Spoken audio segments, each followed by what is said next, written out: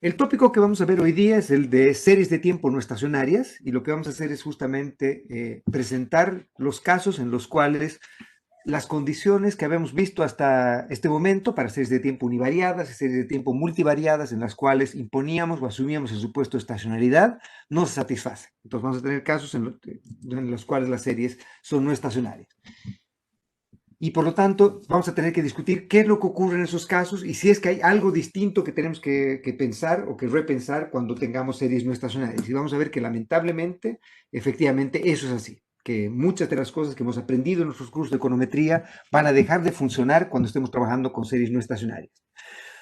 Una de las propiedades que habíamos dicho que ocurría para que un proceso sea de un ente estacionario era que tenía que ser cierto que los primeros dos momentos incondicionales existan. Entonces, el primer caso tenía que ocurrir que la esperanza incondicional de la serie existía, de una serie Y cualquiera y sea mu. Y por otro lado, entonces, eso quiere decir que independientemente de la persistencia que tenga el proceso, lo que debiese ocurrir es que el valor predicho para la serie Y, J periodos adelante, cuando J sea lo suficientemente lejano en el tiempo, cuando estemos parados en el periodo T, debiese ser que las condiciones iniciales debiesen disiparse y por lo tanto debiese converger nuestra predicción al valor igual de la esperanza incondicional. Esta primera propiedad, que es una propiedad natural, que es una extensión natural de cuando una serie es de ente estacionaria, lamentablemente es una propiedad que es muy poco realista y no se cumple en gran parte de las series de tiempo con las que trabajamos en economía.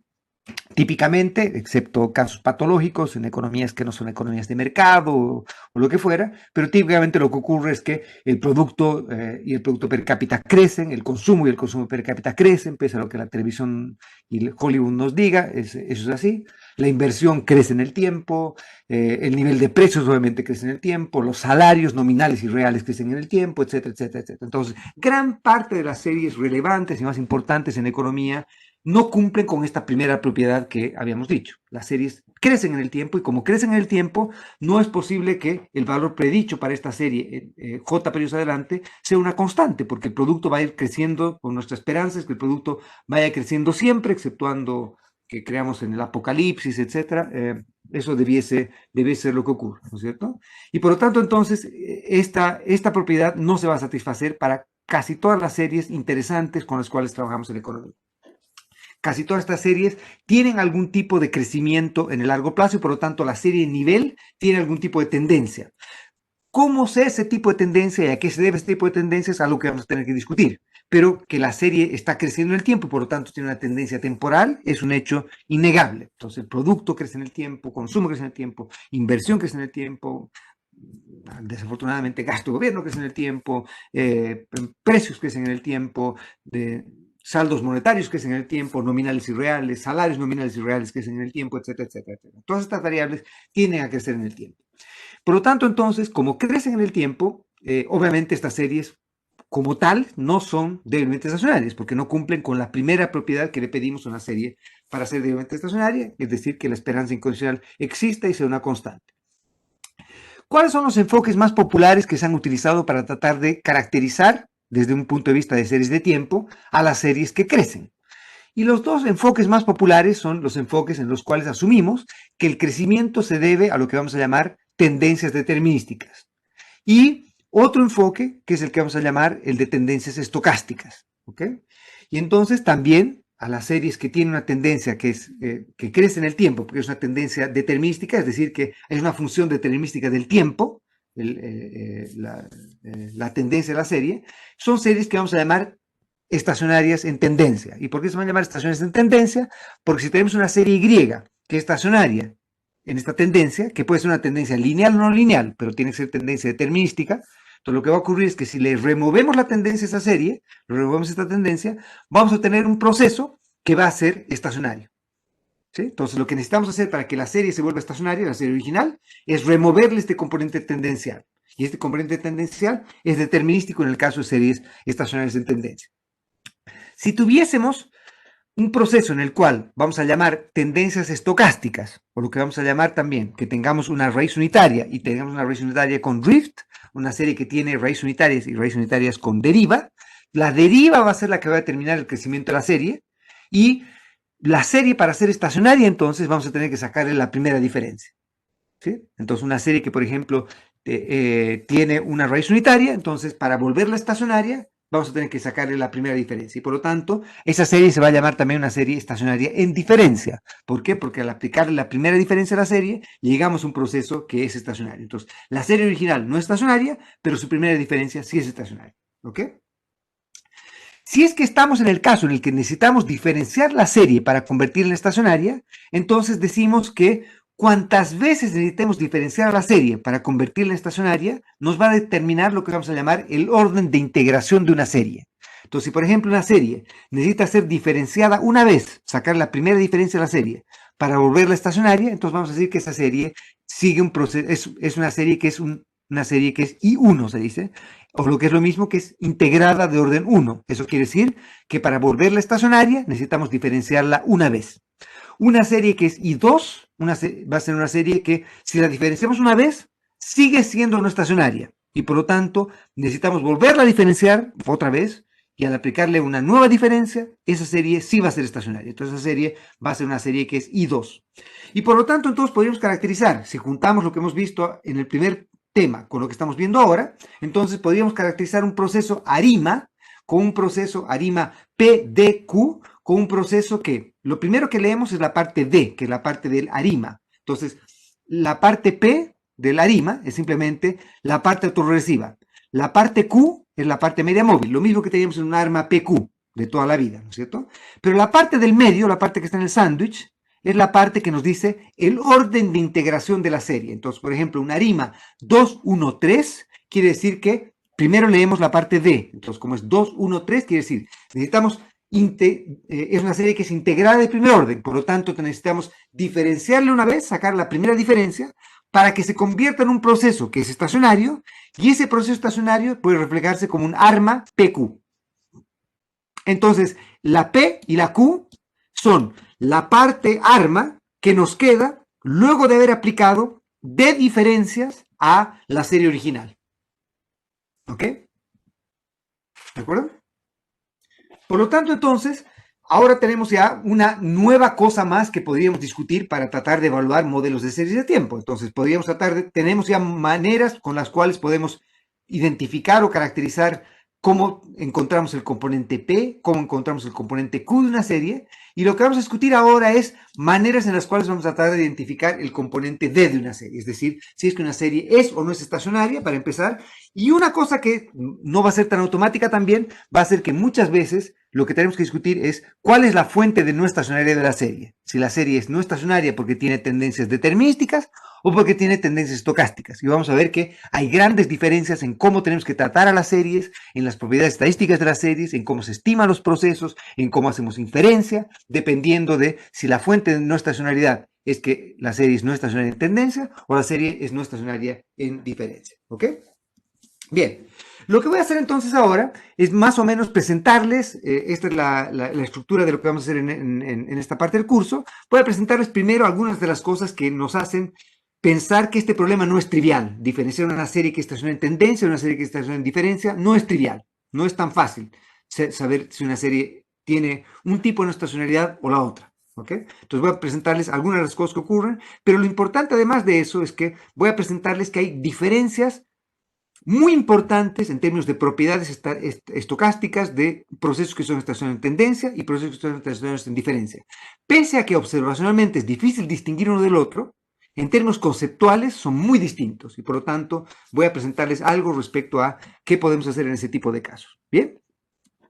Luego de eso, lo que voy a hacer es presentarles cómo trabajamos con series que son estacionarias en tendencia. Entonces, asumamos que sabemos que la serie es estacionaria en tendencia y que tenemos que hacer para tratar de trabajar con ese tipo de procesos. Luego vamos a discutir qué hacemos cuando trabajamos con series que son estaciones en diferencia y después vamos a discutir los test que tratamos de hacer para evaluar cómo distinguimos una serie que estaciona en tendencia de una serie que estaciona en diferencia. O sea, que serían lo que vamos a llamar los test de raíces unitarias o los test de no estacionalidad, algunos variantes de los test. Y finalmente voy a acabar con simplemente presentándoles otra cosa más, que es una cosa que está entre procesos que son estacionarios, digamos, un proceso estacionario puro sería un proceso que sería un I0.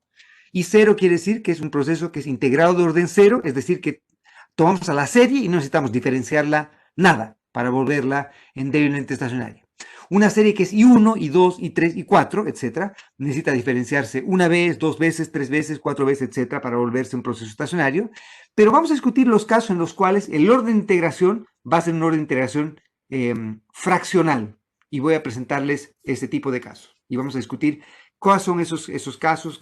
Déjenme, voy a tratar, por ahora no se confundan con eso, vamos a discutir eso un poco más tarde. Entonces vamos a generalizar esta cosa de los modelos ARIMA, por lo que vamos a llamar los modelos ARFIMA. Y voy a presentarles algo respecto a modelos ARFIMA un poco más tarde también. ¿Ok?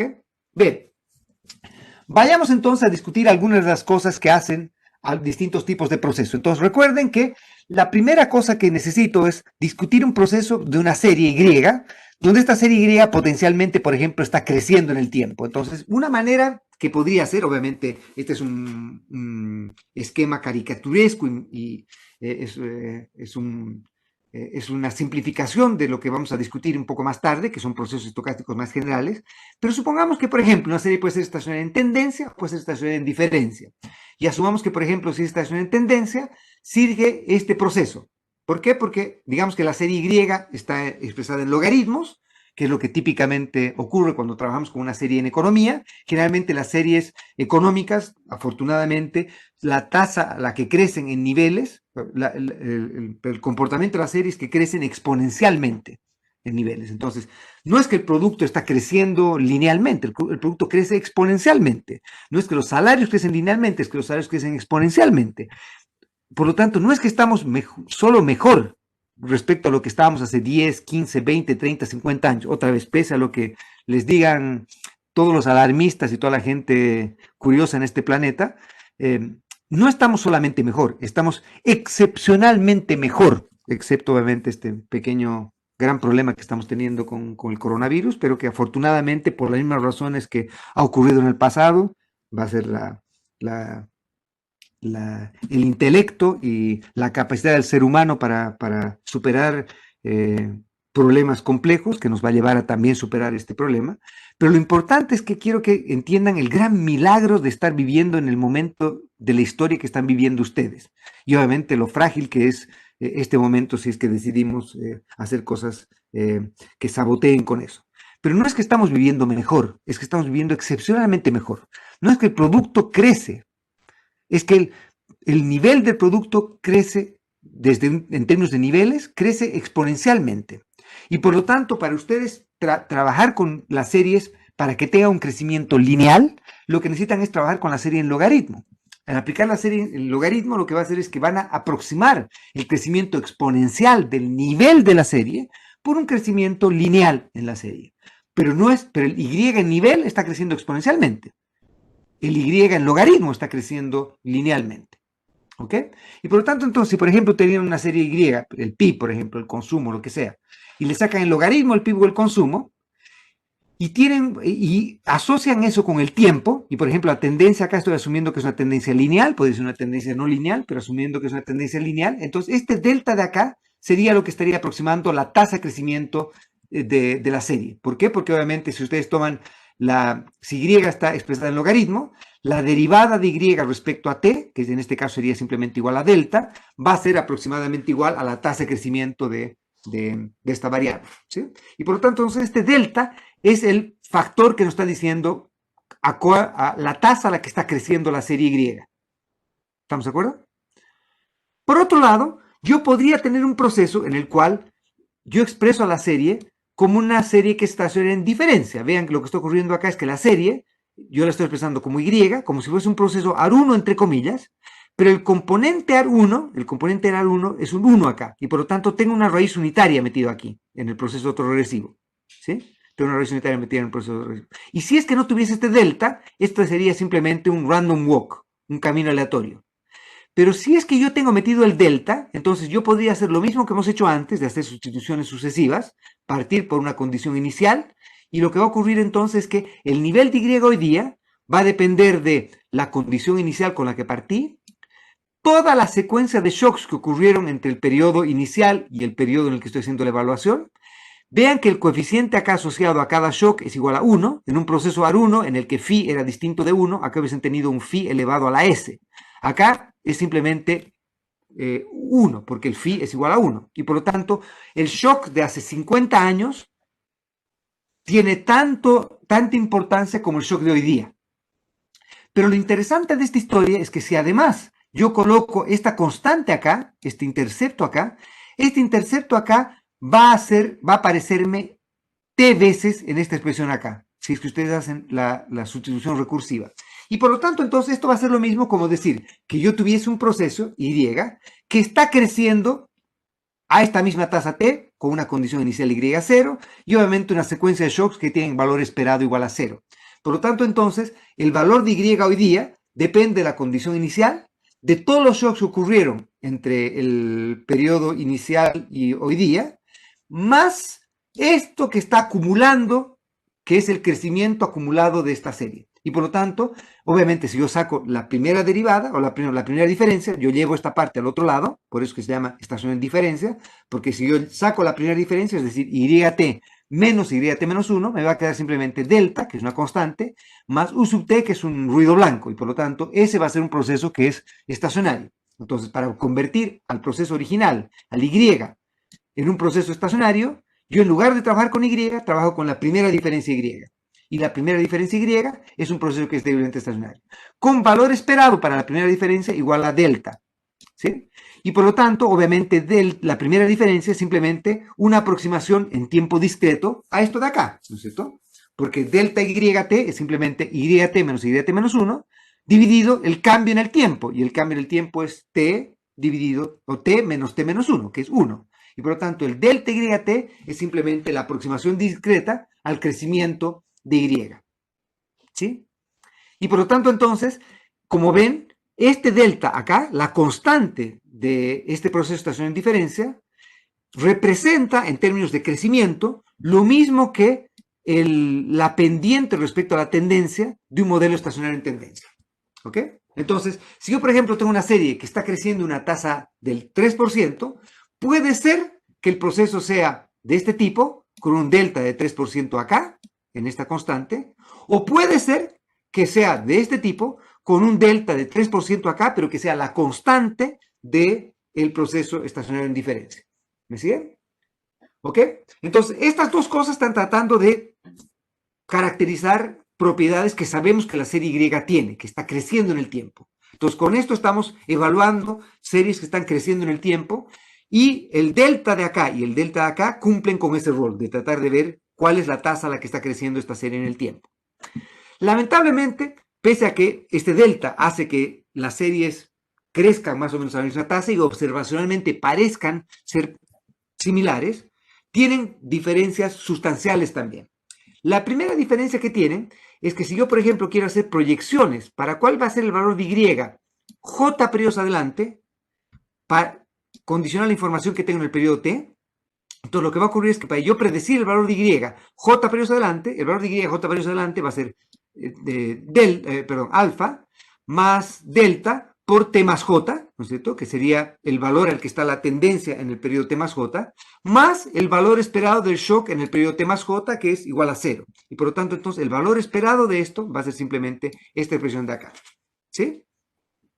En un proceso estacionario en diferencia, lo que yo hago es partiendo por una condición inicial, estoy parado en el periodo T, lo que va a ocurrir es que yo esperaría que los shocks desde el periodo T hasta el periodo T más J sean iguales a 0, toda esta parte sea igual a 0, y me quedaría esta parte de acá que sería la que me diría la parte de la diferencia que hay entre el periodo T y el periodo T más J, ¿no es cierto? Que sería esta parte de acá. Entonces, como ven, acá la proyección J periodos adelante, cuando J va haciéndose un periodo relativamente prolongado de tiempo, acá no depende de la condición inicial con la que partí, no depende del periodo inicial en el que partí, y acá depende fundamentalmente del periodo inicial en el que partí. Si es que partí en Y igual a 8, Y igual a 40, entonces el valor predicho para Y va a ser sustancialmente distinto en el nivel, en un proceso estacionario en diferencia, que en un proceso estacionario en tendencia. Las condiciones iniciales son cruciales en un proceso estacionario en diferencia.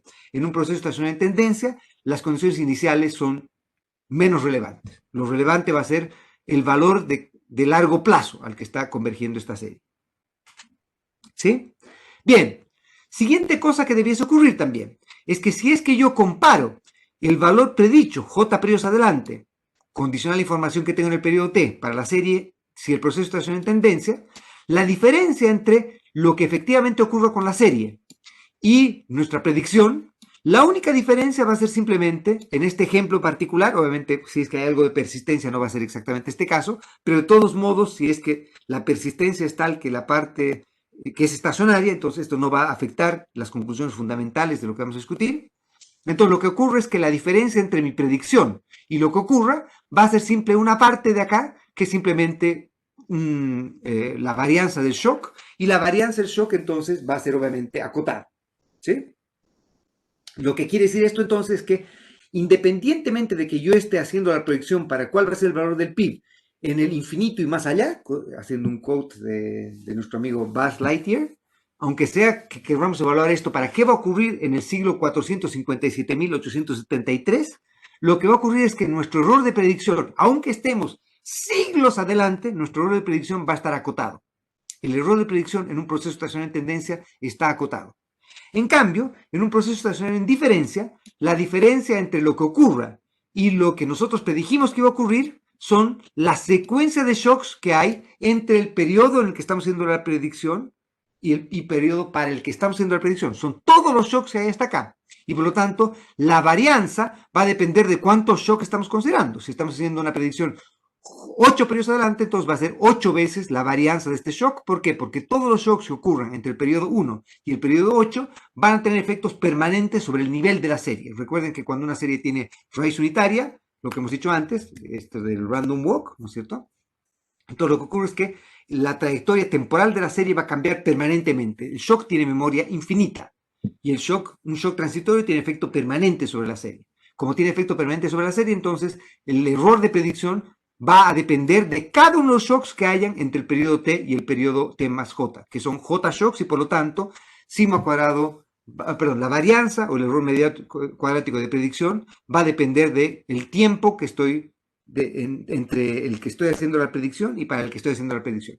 Y por lo tanto, si hago una predicción para el infinito y más allá, el error medio cuadrático de predicción va a ser infinito. Por lo tanto, una serie que tiene un random walk con drift, que sería una serie que es estacionaria en diferencia de este tipo, mi intervalo de confianza para la predicción, cuando el horizonte de predicción se va haciendo más grande, va creciendo, y va creciendo no acotadamente. Es decir, que mi mejor predicción para qué debería ocurrir con el logaritmo del producto es que va a estar entre menos infinito e infinito con probabilidad 1. Eso es todo lo que puedo decir. No puedo decir nada más.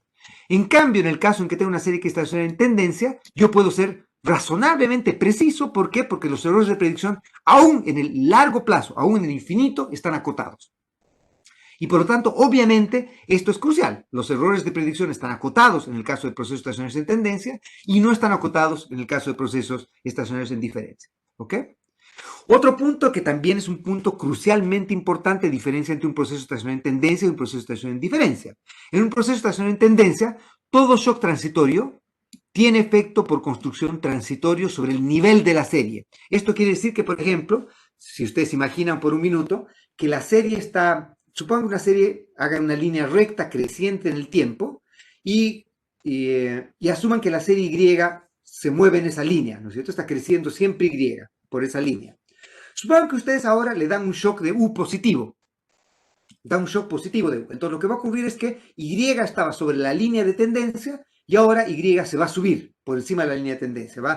Van a aumentar el producto más allá de la tendencia.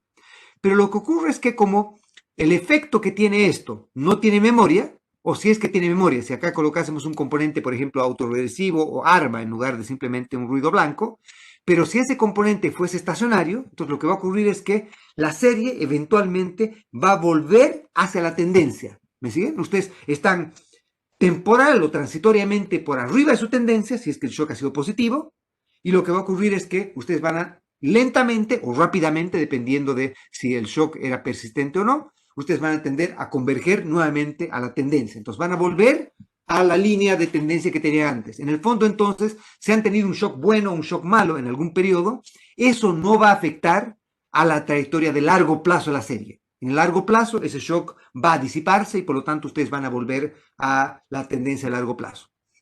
En cambio, En un proceso que está en diferencia, otra vez tienen la misma historia. Imagínense el mismo grafiquito. Ustedes están creciendo a una tasa constante, entonces tienen una línea recta, están creciendo hacia arriba todo el tiempo, ¿sí? Y lo que ha ocurrido es que ahora ha habido un shock hoy día. Entonces, hoy día se han salido de la tendencia, han subido de la tendencia. No sé si me están siguiendo. Traten de alguien. eh, no quiero perder el tiempo teniendo que colocar la pizarra, porque han visto que en general no sé si ayudará demasiado, pero quiero que, por favor los que me están, los que me están siguiendo me digan si efectivamente están entendiendo lo que estoy queriendo decir. Hola, profe, yo tengo una duda. Sí.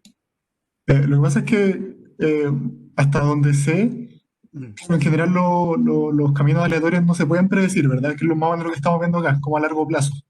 Como Sí. no tengo una predicción clara. Pero aquí sí, como que si hago la primera diferencia, veo que en realidad como que la serie sí sería estacionaria, ¿verdad? Y Así en este es. caso sí se puede predecir. Así es. Entonces como...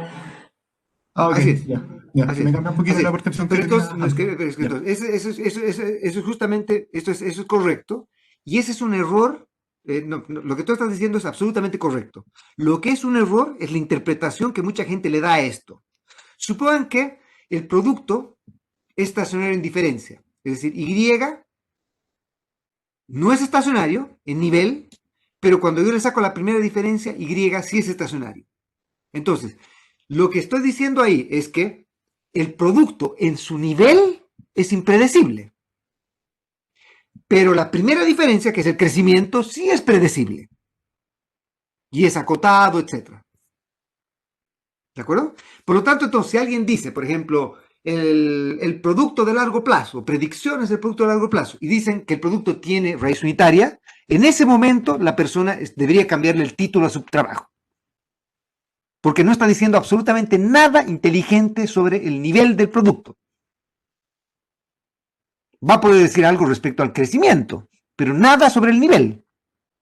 Sobre el nivel lo único que va a poder decir es algo que no necesita ser Einstein uno para poder decir, que es que el nivel del producto en el largo plazo va a estar entre menos infinito e infinito, no va a estar acotado. Que no es algo muy interesante de decir, ¿no es cierto? Entonces, lo que estoy diciendo con eso es que cuando yo tengo una serie que estaciona en diferencia, en ese minuto estoy renunciando a decir cosas inteligentes en el largo plazo respecto a la serie en nivel. Yo puedo hablar sobre la serie en primera diferencia, pero no sobre la serie en nivel. En cambio, si la serie estaciona en tendencia, yo voy a poder decir cosas razonables, acotadas, inteligentes, etcétera, si es que el proceso estaciona en tendencia. Obviamente, una serie es lo que es nomás. La personalidad de la serie es ya sea estaciona en tendencia o estaciona en diferencia. ¿Sí? Pero si estaciona en tendencia, hay cosas que puedo rescatar en nivel y si estaciona en diferencia, no. Voy a discutir un poquito más de eso después, pero por ahora está claro eso. Sí, sí, está claro. Lo otro que me queda un poco de duda es que, Sí. por ejemplo, veo que en la primera serie, claro, tiene una tendencia, y si yo le Mm, quito la tendencia, me debería quedar mm. una serie estacionaria, ¿verdad? Así es. Y en la segunda serie, como que hicimos esa transformación al lado más derecho, Sí. y también tiene una tendencia. Si yo le quito la tendencia a eso, no queda estacionaria, ¿verdad? ¿O sí? Vamos a discutir eso. No te Ah, ok. adelantes, en la próxima transparencia vamos a discutir justamente eso. Ya, perfecto. Gracias, profe. ¿Ok? Ok, no. Pero ahora, por ahora lo que quiero es que cierren los ojos nuevamente y quiero que asuman que tienen que el producto estaciona en diferencia ahora. ¿Ya? Y que el producto está creciendo a esta tasa delta y por lo tanto ustedes le colocan esa línea rectita al logaritmo del producto. ¿Ya? Pero ahora quiero que asuman que ha habido un shock hoy día en U. Ha habido un shock hoy día en U. Positivo. El mismo tamaño del shock que había antes. Recuerden que cuando la serie estacionó en tendencia, había el shock positivo, entonces estábamos con un nivel de producto arriba de la tendencia, pero que el shock se iba a disipar e íbamos a volver a la tendencia, a la línea de tendencia rápidamente, si es que el shock no era persistente, o lentamente, pero en algún momento íbamos a volver si es que el proceso era estacionario, en ese lado. ¿Sí? Pero ahora quiero que asuman que tiene una raíz unitaria. Entonces recuerden que cuando tenía una raíz unitaria, un shock transitorio, digamos que ahora quiero que abran los ojos un minuto, si es que los tenían cerrados, quiero que le demos un shock quiero que vean la trayectoria de la serie Y hoy en nivel. ¿Ya? Entonces, supongamos que la serie Y partió con delta igual a 0, o perdón, con Y igual a 0. Partió con este Y igual a 0. ¿Ya? Y el delta era 1 siempre. Entonces, ¿qué nos decía esto? Que Y va a ser 1, 2, 3, 4, 5, 6, 7, 8, 9, 10. ¿Me siguen? ¿Por qué? Porque partimos con Y igual 0, delta es igual 1, entonces Y en el periodo 1 vale 1. El siguiente periodo va a valer 1 más 1, que es 2, 3, 4, 5, 6, 7, 8. Por lo tanto, la serie está creciendo con esta pendiente de 1. ¿Estamos de acuerdo? ¿Sí? Pero ahora quiero que en el periodo 0 le demos un shock de 1 a U. Entonces, en el periodo 0 partimos con Y igual a 0. ¿Sí? Delta valía 1 y hemos dado un shock de 1. Entonces, ¿cuánto vale Y en el periodo 1 ahora? Y en el periodo 1 ahora vale ¿cuánto? ¿Alguien? En el chat, por lo menos. ¿Cuánto vale Y ahora? Si hemos dado un shock de 1 y partimos con Y0 de 1 y con delta de 1. 2, ¿no es cierto? Y vale 2 hoy día. Entonces, ¿cuánto hubiese valido si es que el shock hubiese sido 0? Hubiese valido 1. Pero ahora con un shock de 1, Y vale 1 en el periodo 1. O perdón, vale 2 en el periodo 1. ¿Cuánto vale en el periodo 2 Y? ¿Cuánto vale en el periodo 2? Recuerden que delta es 1. El shock en el periodo 2, estamos haciendo que sea 0, ¿ya? Nunca más ha habido shock, solo ha habido un shock en el periodo 1, por lo tanto el U sub 2 es 0, ¿sí? Pero el Y1 valía 2, por lo tanto 2 más 1 es ¿cuánto? 3. ¿Cuánto vale el próximo periodo? 4, y el siguiente 5, y el siguiente 6, el siguiente 7, el siguiente 8. Por lo tanto, ¿cuánto ha cambiado Y para sacar el impulso de respuesta? Hemos dado un shock de una unidad en el periodo 1. ¿Y cuánto ha sido lo que ha cambiado el nivel de Y? Todos los periodos ha cambiado en cuánto? En 1. Todos los periodos ha cambiado en 1. Es decir, que hemos dado un shock de una sola vez en el periodo 1, pero el nivel de Y ha cambiado permanentemente en la misma magnitud que ha sido el tamaño de ese shock. Y por lo tanto, ahora quiero que cierren los ojos nuevamente, y entonces si visualizamos lo que ha ocurrido, tiene la serie que estaba en una línea recta muy bonita, y ahora le ha dado un shock positivo. Entonces el shock positivo ha hecho que el nivel de la serie aumente en la misma proporción que el shock, en 1. Y lo que ocurre de ahí en adelante es que ahora la trayectoria de la serie va a ser paralela a la serie original. Es decir, el crecimiento va a seguir siendo delta, la pendiente va a seguir siendo delta, pero el nivel va a verse cambiado permanentemente en una unidad. Y por lo tanto, nunca vamos a volver a la trayectoria de la serie que teníamos originalmente. ¿Me siguen? Entonces, a diferencia de un proceso estacionario en tendencia, cualquier shock transitorio tiene efecto permanente sobre el nivel de la serie. Y por lo tanto, esa cosa, algunos economistas también la llaman, debo escuchar ese nombre, se llama el fenómeno de histéresis. No histeria, sino histéresis. ¿Ya? Histéresis es la propiedad mediante la cual un shock transitorio tiene efectos permanentes sobre la serie. Entonces, cualquier shock, y si hubiese sido un shock, ahora hemos hecho que el shock sea positivo, pero si el shock es negativo, ¿qué va a ocurrir? Si el shock es negativo, ahora la serie va permanentemente caer y nunca vamos a volver a alcanzar en un periodo de tiempo, en ningún periodo de tiempo, alcanzar a la trayectoria inicial que tenía la serie. En cambio, si el shock era negativo en un proceso estacionario en tendencia, eventualmente vamos a volver a la tendencia que hubiésemos tenido antes y el nivel que teníamos antes de que el shock se hubiese producido. ¿Ok? Bien, muchachos. Justamente ahora vamos a responder la pregunta que nos hacía su compañero. ¿Qué ocurre si es que hacemos estas transformaciones que hemos dicho? Los nombres que decimos a estas series, ¿no es cierto? Decimos una serie estacionaria en tendencia, porque en el caso que teníamos antes, si le sacamos la tendencia, si removemos la tendencia a esta serie, es decir, si a la serie Y le restamos delta t, lo que nos quede va a ser estacionario. ¿Sí? Entonces, ¿ok? Si entonces le removemos la tendencia, el proceso va a ser estacionario. Entonces, lo que quiero hacer ahora es discutir dos casos que son justamente los casos que decía su compañero.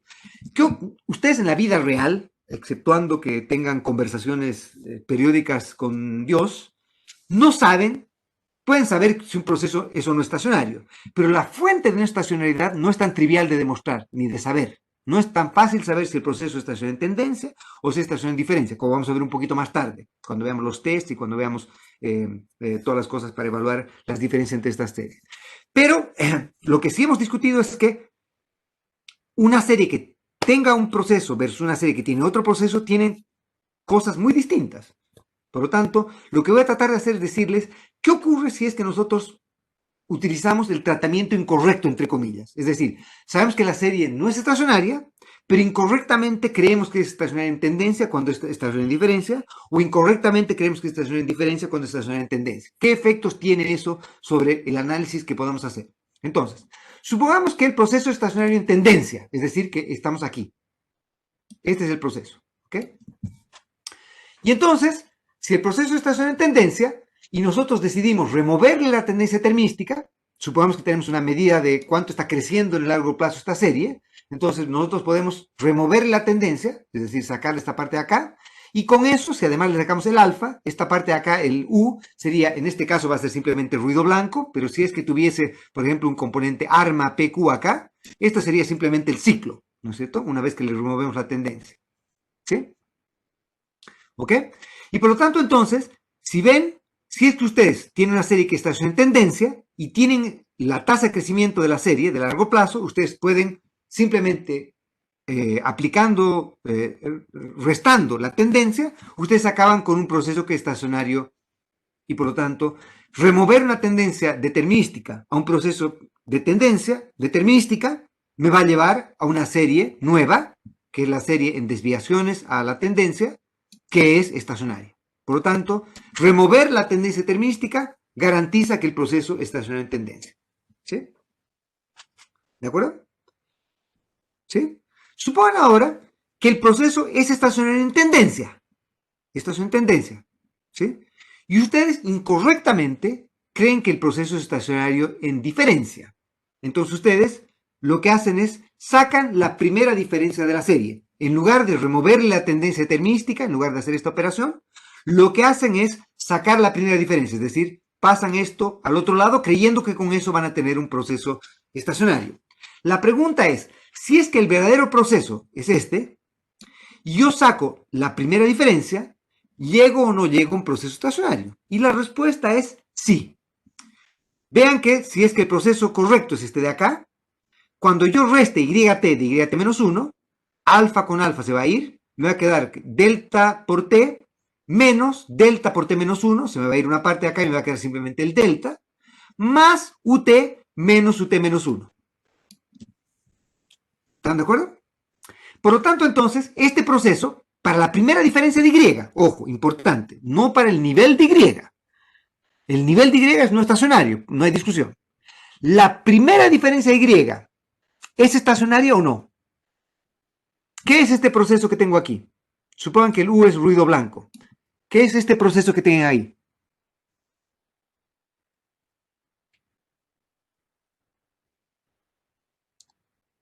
Si el U es ruido blanco, ¿qué es eso? ¿Alguien? MA, perfecto, Alberto. MA2 no, MA1. Es un MA1. Gracias, Julián, sí. Un MA1, ¿no es cierto? Pero justamente como Julián nos dice, es un MA1, pero tenemos una tremenda mala pata con este MA1. Es un MA1 en que el componente, el coeficiente asociado a la parte MA es justamente un 1 y por lo tanto hay una raíz unitaria en el componente media móvil. Y lo que, como decía Julián, ocurre cuando hay una raíz unitaria en el componente media móvil, el proceso es débilmente estacionario, porque recuerden que todo proceso de media móvil es débilmente estacionario, pero lamentablemente no es invertible. Y por lo tanto, un problema que lamentablemente ocurre muchas veces cuando tenemos un gatillo muy rápido y decimos la serie no estacionaria, hacemos un test de raíz unitaria, no rechazamos la hipótesis nula de raíz unitaria, sacamos la primera diferencia y en realidad el proceso era estacionario en tendencia, lo que ocurre es que está bien, vamos a trabajar con una serie que es estacionaria, ¿sí? Estacionaria, Pero lamentablemente no es invertible. Y no solo no es invertible, sino que lo que antes creíamos que había, que era que creíamos que había un componente de raíz unitaria metida en el componente autorregresivo de la serie, creíamos que la serie era de este tipo, ¿sí? Que era un proceso con raíz unitaria en el componente autorregresivo. Si es que nos equivocamos y el proceso era estacionario en tendencia, la buena noticia es que lo que resulte va a ser estacionario. La mala noticia es que incorrectamente vamos a llevar la raíz unitaria que creíamos que estaba metida acá, la vamos ahora a meter donde no había, que es en el componente media móvil. Vamos a crear una raíz unitaria en el componente media móvil. Y esto es algo que es muy importante, porque lamentablemente muchas veces, no digo que ustedes hagan esto, pero muchas veces en la práctica mucha gente hace esto, que tiene un gatillo muy rápido para concluir que hay una raíz unitaria en una serie, cuando potencialmente no hay, saca la primera diferencia de la serie y trabaja con modelos autorregresivos o cosas de esas para describir el proceso. Justamente, lamentablemente en ese caso, no va a haber ningún proceso autorregresivo que funcione. ¿Por qué? Porque justamente en el caso en el que yo tengo una raíz unitaria en el componente media móvil, el proceso no es invertible. Y por lo tanto, no hay un proceso autorregresivo finito que caracterice razonablemente bien esta serie. Por lo tanto, entonces, si la serie está en tendencia, lo recomendable es remover la tendencia. Si la serie es estacionaria en tendencia e incorrectamente le sacamos la primera diferencia, no es el fin del mundo, en el sentido de que lo que resulte va a ser estacionario, pero lamentablemente va a acarrearnos una raíz unitaria en el componente media móvil. ¿Ok? Por lo tanto, entonces, no es inocuo el sacar una primera diferencia a una serie que estaciona en tendencia. Vayamos ahora a qué ocurre si la serie en realidad es estacionaria en diferencia. Si el proceso es Difference Stationary, que es DS. ¿No es cierto? TS es Trend Stationary y DS es Difference Stationary. Difference Stationary porque simplemente tengo que sacar una diferencia para volverla estacionaria. ¿Ok? Entonces vayamos a la parte obvia. Si la serie es estacionaria en diferencia, aplicar el operador primera diferencia, es decir, sacar la primera diferencia de la serie, me va a llevar a un proceso que es estacionario. ¿Todos de acuerdo? ¿Sí? Y por lo tanto, entonces, obviamente, si la serie está en diferencia, sacar la primera diferencia me va a generar un proceso estacionario.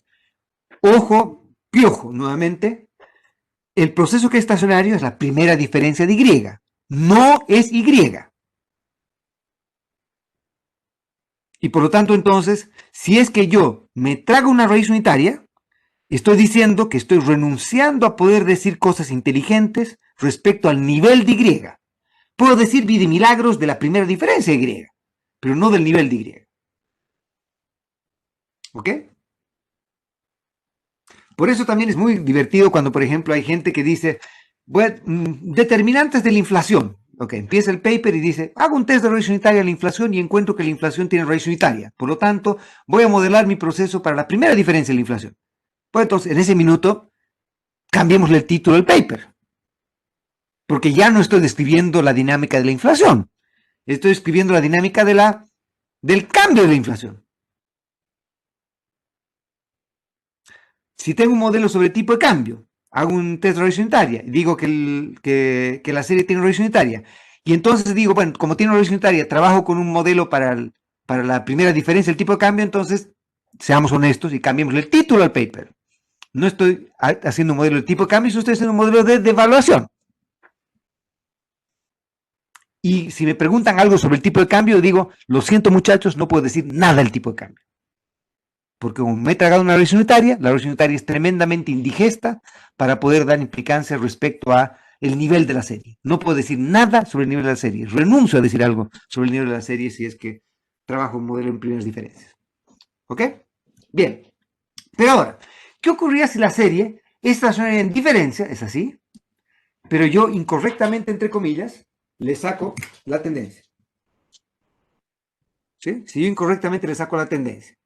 Entonces, como decía su compañero, dado que yo podía escribir una serie estacionaria en diferencia como una función de esto de acá, sería lo mismo que, entre comillas, sacarle el delta t, restar delta t acá, que es la tasa de crecimiento de esta serie. Pero si yo le resto el delta t de acá, me va a quedar simplemente la condición inicial más la secuencia de todos los shocks que ocurrieron entre el periodo inicial hasta el periodo T. ¿Sí? Por lo tanto, entonces, ¿qué ocurre? ¿Este proceso es o no es débilmente estacionario? Y la respuesta es, obviamente, no es débilmente estacionario. ¿Por qué no es débilmente estacionario? Porque YT va a depender, como hemos dicho antes, de todos los shocks que ocurrieron entre el periodo 1 y el periodo T. Por lo tanto, la varianza va a cambiar con T. La varianza va a ser sigma cuadrado por T. ¿Me están siguiendo?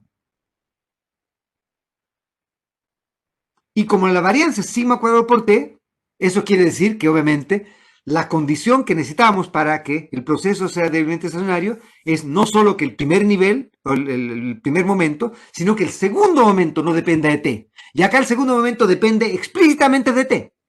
Y por lo tanto no existe esta varianza incondicional. Entonces, ¿qué ha ocurrido? Que si yo incorrectamente creo que el proceso estacionario en tendencia, y yo remuevo la tendencia determinística, el proceso estocástico que queda no es estacionario. ¿Ok? Muy bien, ¿estamos? ¿Todos de acuerdo? Perfecto. Entonces, lo que voy a hacer ahora va a ser, voy a tratar de terminar, ojalá hasta la transparencia 8. Voy a tratar, ya sé que he ido muy lento ahora, pero creo que es importante que no se concentren solamente en la parte técnica de esto, sino que entiendan que hay consecuencias no triviales de cómo lidia uno con la no estacionalidad de las series. Y que lamentablemente en la vida real todas o casi todas las series en economía son no estacionarias. Y como son no estacionarias, entonces es crucial tener claras las consecuencias y repercusiones de distintas maneras de lidiar con las distintas fuentes de no estacionalidad de la serie. ¿Ok? Bien, por ahora entonces voy a partir simplemente asumiendo que, supongamos que nosotros sabemos que Y es estacionaria en tendencia. ¿Ya? Entonces lo que voy a hacer ahora es discutir cómo podemos estimar los parámetros de un proceso de una serie que está en tendencia y qué tipo de propiedades asintóticas tiene. Y como les he dicho antes, vamos a contar un poco el epílogo de esta historia, es que curiosamente, no curiosamente, sino que lo que va a ocurrir es que todo proceso que no es estacionario, ya sea porque no está estacionario en tendencia o no está estacionario en diferencia, va a tener propiedades asintóticas que van a ser distintas a las de procesos estacionarios convencionales. La teoría asintótica que vamos a desarrollar acá es distinta a la teoría asintótica que han visto en todos sus cursos hasta ahora. Y por lo tanto, desde hoy día van a graduarse en teoría asintótica, entre comillas. La teoría asintótica que han visto en pregrado, la teoría asintótica que han visto en econometría 1, es la teoría asintótica que sirve para las series, entre comillas, inútiles. Es decir, para las series con las cuales no lidiamos en la vida real. En la vida real lidiamos con procesos que son no estacionarios y por lo tanto la teoría asintótica para procesos no estacionarios es distinta a la teoría asintótica para los procesos estacionarios. Todo lo que hemos aprendido hasta ahora es una pérdida absoluta de tiempo. Por eso es que, entre comillas, microeconometría, en el sentido de lo que vamos a discutir un momento más, es obviamente irrelevante desde un punto de vista económico fundamental, porque las decisiones de los agentes son intertemporales y siendo decisiones intertemporales también tienen que tomar en cuenta además el componente no estacionario de la serie. Afortunadamente, como les decía, el planeta progresa y por lo tanto las series van a tener tendencia. No sé si será estocástica o determinística, pero van a tener tendencia. Ok, déjenme dejar de evangelizar y ahora trataré de entrar un poco en materia. Entonces, supongan que tenemos este proceso. Y es una serie que estaciona en tendencia, donde alfa es el intercepto, delta es la tasa de crecimiento, ¿no es cierto? Y t es simplemente una tendencia determinística. Entonces, ustedes podrían decir simplemente que hagan que t valga 1, 2, 3, 4, 5, 6, 7, 8, o a algunos de ustedes se les puede ocurrir que t parta del año, yo qué sé, 1966 en adelante o parte del año 2004 en adelante, entonces 2004, 2005, 2006, 2007, 2008, lo que quieran. El número que ustedes le den a este t es irrelevante, lo único que necesitan es que vaya cambiando de uno en uno, ¿sí? ¿Ok?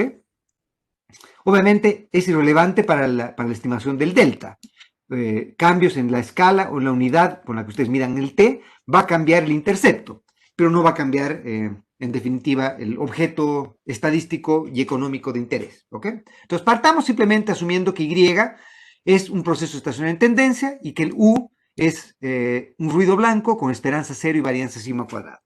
Entonces, quiero que partamos por lo más obvio, que sería simplemente, dado que este es un modelo lineal, y dado que los regresores son simplemente una constante y una tendencia, entonces supongamos que la tendencia es 1, 2, 3, 4, 5, 6 hasta el periodo t, tengo esta muestra de datos, entonces yo puedo generar mi variable dependiente, que es las realizaciones de Y en los t periodos que tengo, y como mis regresores exógenos tendría la constante, es el vector de unos, más la tendencia, que va a ser 1, 2, 3, 4, 5, 6 hasta t. Y por lo tanto, el vector de parámetros que quiero estimar son simplemente la constante, perdón, acá debería decir alfa, no debería decir c, la constante y la tendencia, ¿no es cierto? Entonces ustedes dirán, bueno, este es un modelo lineal en parámetros, los U son ruido blanco con esperanza cero y varianza sigma cuadrado. Bueno, nuestro viejo y fiel amigo OLS podría ser utilizado para estimar este modelo. Y si estimamos este modelo, entonces, obviamente tenemos el estimador del vector de parámetros, que va a ser el típico x transpuesta x inversa, x transpuesta y, y el estimador de la varianza de los errores va a ser simplemente la suma de cuadrados de los residuos dividido el número de observaciones, que es que tomamos el estimador de máxima verosimilitud o de cuasi máxima verosimilitud, asumiendo normalidad en los errores, ¿no es cierto? Y acá obviamente no debería decir C, debería decir AlphaGo. No debería ser C-gordo, debería ser AlphaGo. ¿Todos de acuerdo? Bien. Hasta ahí entonces no necesitamos hacer nada. Quiero que vean ahora cuál es el pequeño problema que tenemos. El pequeño problema que tenemos es que, si recuerdan, en el curso típico de econometría de pregrado y econometría 1, lo que hacían típicamente era que una propiedad que era suficiente, no necesaria, como vamos a mostrar ahora, pero una propiedad suficiente para tener consistencia en el estimador de mínimos cuadrados ordinarios, era que x transpuesta x sobre t converja a una matriz, llamémosla una matriz Q, que sea no estocástica, positiva definida e invertible, ¿sí? Y si es que eso ocurría, entonces teníamos consistencia y normalidad asintótica del estimador de mínimos cuadrados ordinarios. Esas dos cosas se producían con este hecho maravilloso y mágico de que x transpuesta x sobre t convergía a esta matriz Q que era invertible. ¿Ok? Lo que quiero hacer ahora es simplemente mostrar cómo se ve x transpuesta x en el caso en el que tengo un modelo estacionario en tendencia. Recuerden que las x son esta matriz de acá. Esta matriz de acá, esta es x, ¿no es cierto? Por lo tanto, x transpuesta x va a ser simplemente primera columna transpuesta primera columna, que va a ser simplemente la sumatoria de unos. Entonces, ¿cuántas veces estamos sumando unos? T veces, y por lo tanto se me queda t en el componente 1, 1 de x transpuesta x. El componente 1, 2, que va a ser igual al componente 2, 1, va a ser simplemente este vector de unos transpuesta esto de acá, que es simplemente 1 más 2 más 3 más 4 más 5 más 6 más t, y por lo tanto va a ser simplemente la sumatoria de los t's. Y el componente 2, 2 va a ser simplemente esta columna transpuesta, esta misma columna, que va a ser simplemente 1 al cuadrado más 2 al cuadrado más 3 al cuadrado más 4 al cuadrado más 5 al cuadrado, etcétera, que es la sumatoria de los t al cuadrado. ¿Ok? Por lo tanto, deben recordar seguramente que una sumatoria finita para t, cuando quiero hacer una suma de t igual 1 hasta t grande, la suma de t es simplemente, la puedo expresar como t grande por t más 1 medios, y la suma de t cuadrado simplemente t por t más 1 por 2t más 1 dividido 6. ¿Ya? Esta es simplemente a lo que va esta progresión. ¿Sí? ¿Cómo evalúo esta progresión para cualquier nivel, para una sumatoria que va desde t chiquito igual 1 hasta t grande? Este es el valor de esta cosa acá. Y por lo tanto, entonces, dado que esta expresión ocurre, se puede demostrar, véanlo en cualquier libro de progresiones, que si agarran una sumatoria de t elevado a cualquier cosa y lo dividen por el t grandote elevado a cualquier cosa más 1, o sea, el componente b más 1, donde esa cualquier cosa es obviamente un componente, un número positivo. Entonces, lo que ocurre acá es que esto va a converger, esta progresión va a converger a simplemente 1 sobre b más 1. Y esto tiene su lógica, ¿no es cierto? Vean que si, por ejemplo, yo tomo la sumatoria de t nada más, entonces el b acá es igual a 1, ¿sí? Como ven ustedes, esta sumatoria crece a velocidad t cuadrado. T cuadrado es a lo que está divergiendo. Entonces, si yo divido entre t cuadrado, esta sumatoria va a converger, ¿sí? Porque va a estabilizar el numerador. En cambio, cuando yo tengo un cuadrado acá, la suma de t cuadrados tiene como el polinomio que va a dominar el t cubo, porque tengo el t y el t cubo. Entonces, si divido por t cubo, eso va a converger a algo que va a estar acotado. Y por lo tanto, entonces, gracias, Jorge. Sí, parte en 1, obviamente. Pero Jorge preguntaba, ¿por qué sigma cuadrado gorro parte en 2? Y la respuesta es porque me equivoqué. La respuesta es porque he hecho un copy-paste del estimador de un AR1, ¿no es cierto? Y por eso es que acá he colocado el C en lugar del alfa y acá he colocado T igual 2. Pero acá debería ser T igual 1. Gracias, Jorge. ¿Ok? ¿Estamos de acuerdo? Muy bien. Entonces, quiero que vean ahora X transpuesta X. Y ahora veamos si es que hacer la operación que hacíamos típicamente para demostrar consistencia y normalidad asintótica del estimador de mínimos cuadrados ordinarios va a funcionar en este caso. Entonces quiero que dividamos X transpuesta X sobre T. Al dividir X transpuesta X sobre T, va a ocurrir que acá tenemos el T, dividido entre T nos va a quedar nuestro querido amigo 1. Pero cuando dividamos la sumatoria de T, esta parte de acá, la dividamos sobre T, dado que la sumatoria de T crece a velocidad T cuadrado, al dividirla por T, el numerador está creciendo a velocidad T cuadrado, está divergiendo con velocidad T cuadrado, y el denominador está divergiendo solamente a velocidad T. Por lo tanto, va a ganar obviamente el numerador, y por lo tanto, esta parte acá va a diverger.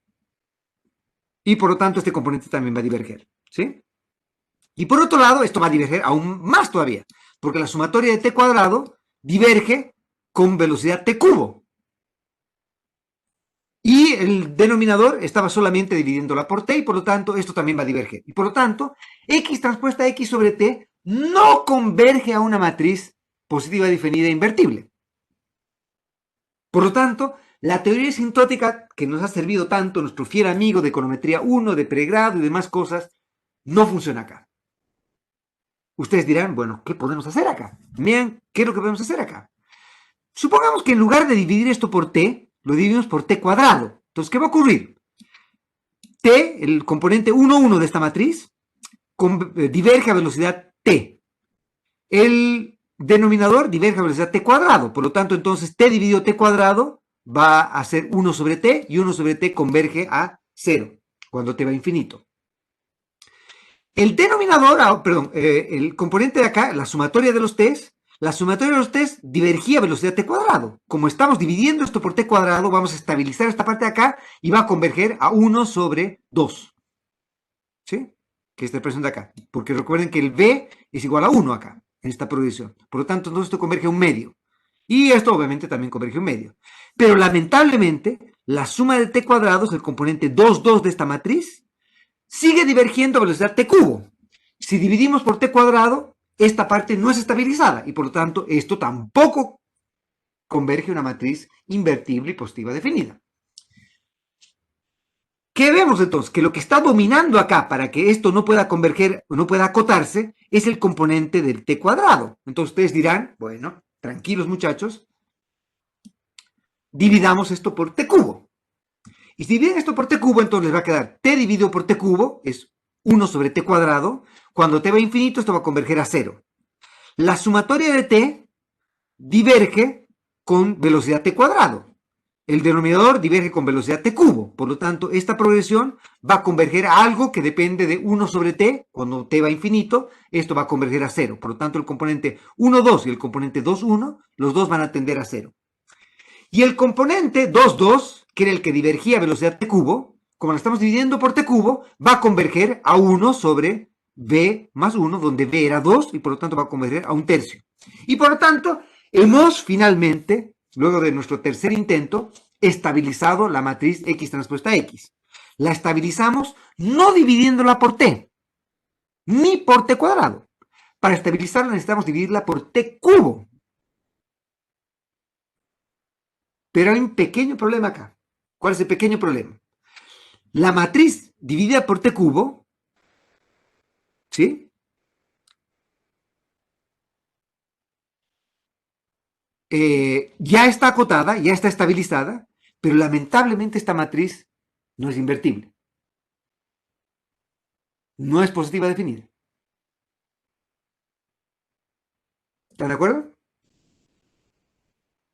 Y por lo tanto, entonces, quiere decir que acá hay algo que está, bueno, desde el principio ya vimos que algo huele mal en Salamanca, ¿no es cierto? Acá claramente hay algo que dejó de funcionar. La teoría sintótica que nos han enseñado la podemos archivar, no nos sirve acá.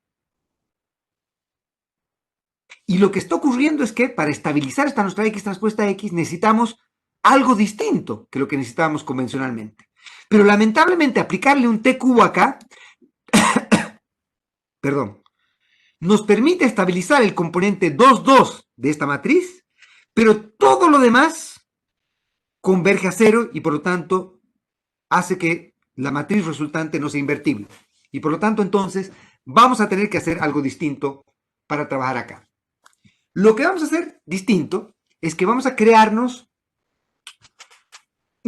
vamos a tomar en cuenta algo que es importante de tomar en cuenta, y es que lo que está ocurriendo acá es que la fuente de no estacionariedad de este modelo está dada por este componente, por el segundo componente, por la tendencia. Lo que está creciendo como regresor es el segundo regresor.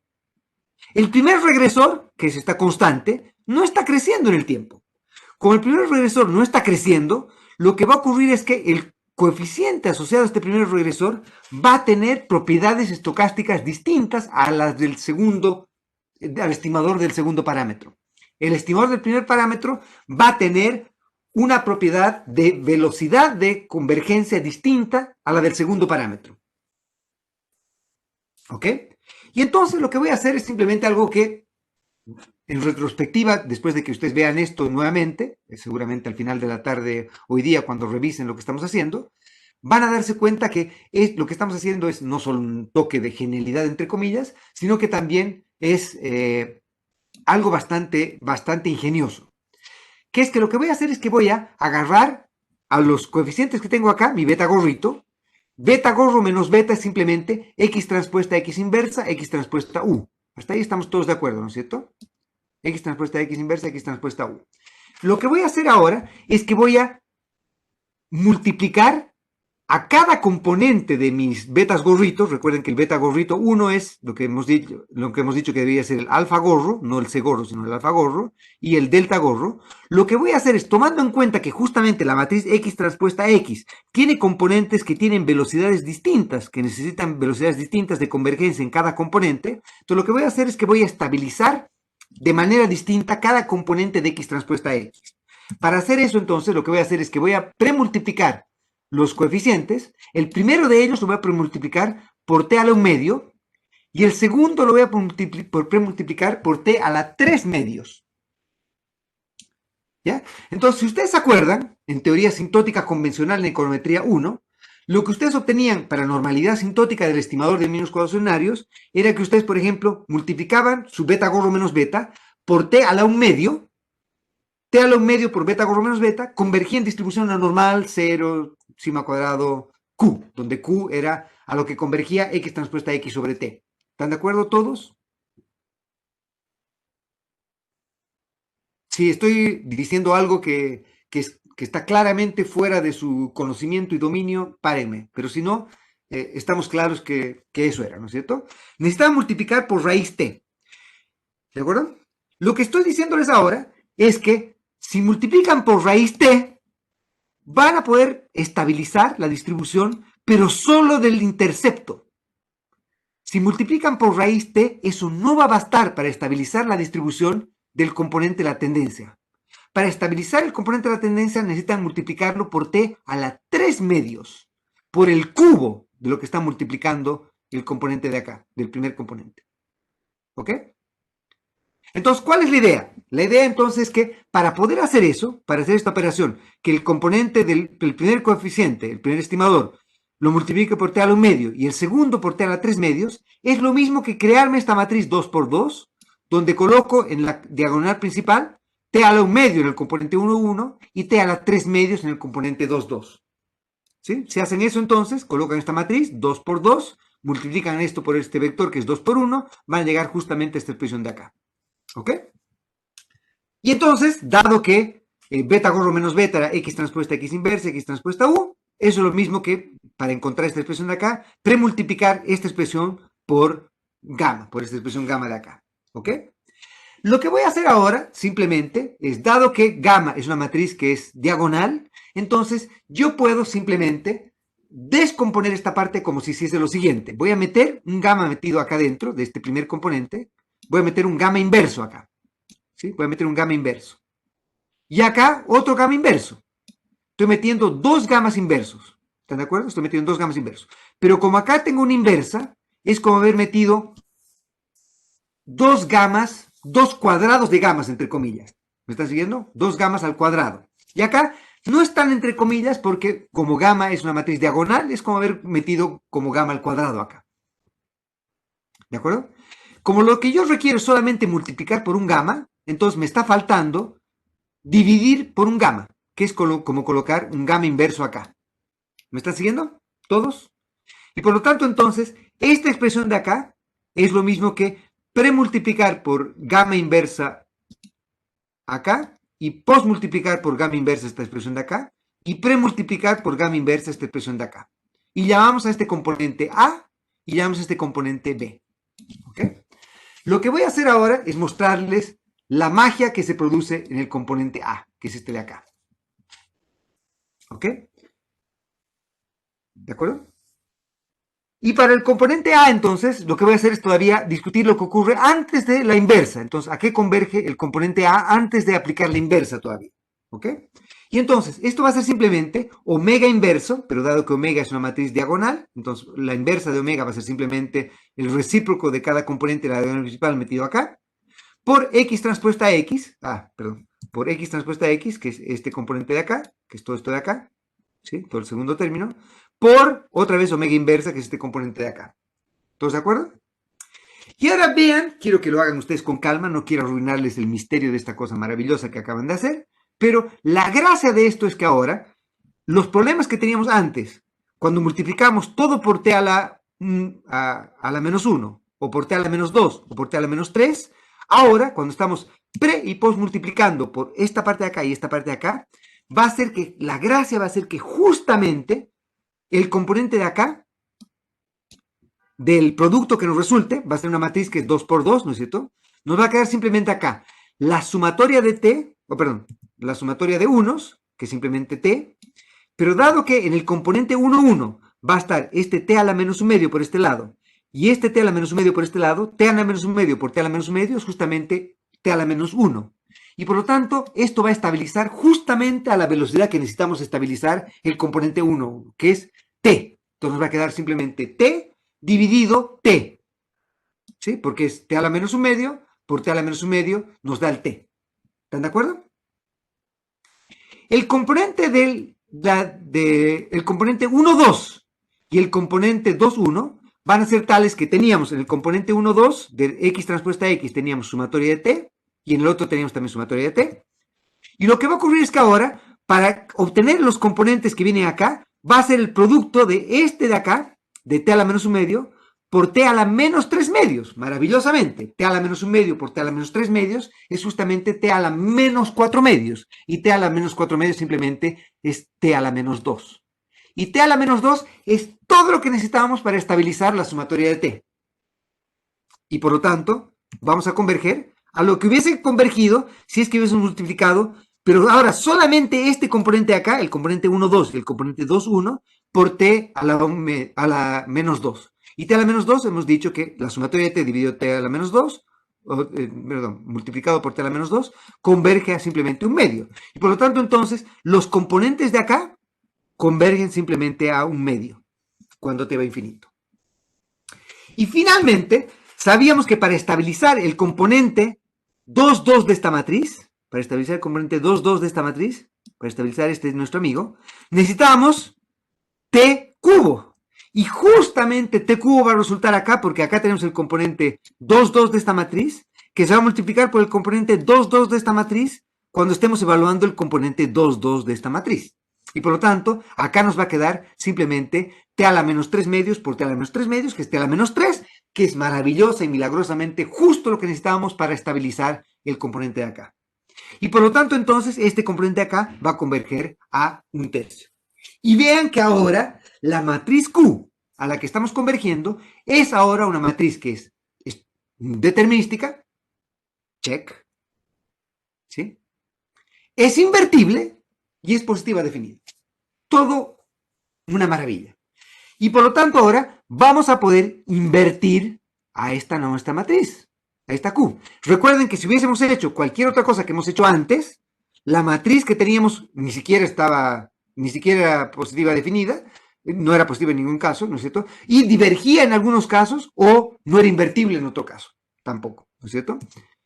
Pero acá, por esta cosa que hemos hecho, de crearnos nuestro gamma, ha ocurrido que hemos sido capaces entonces de estabilizar nuestra matriz Q justo donde debíamos estabilizarla para llegar a una matriz que sí es invertible.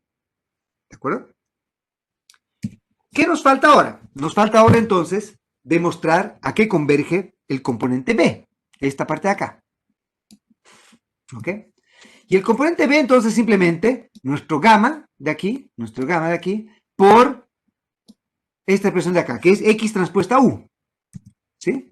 Pero X transpuesta U es simplemente, recordando que las X son simplemente un vector de unos y la tendencia, ¿no es cierto? Entonces X transpuesta U va a ser simplemente, en el componente 1 va a ser la sumatoria de los U's y en el componente 2 va a ser la sumatoria de T veces U sub T. ¿Todos de acuerdo?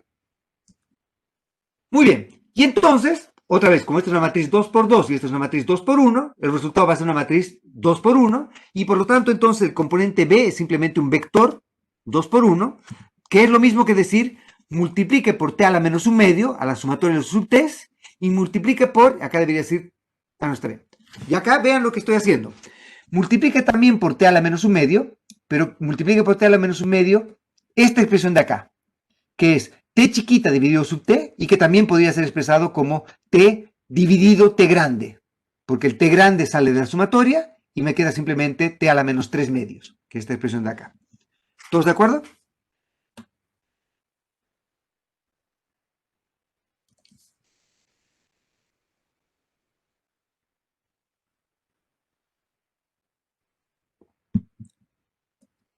¿Estamos de acuerdo?